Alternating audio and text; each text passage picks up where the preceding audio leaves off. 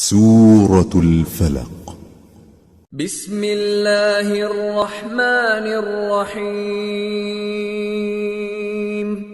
قل أعوذ برب الفلق من شر ما خلق ومن شر غاسق إذا وقب ومن شر النفاثات في العقد ومن شر حاسد اذا حسد.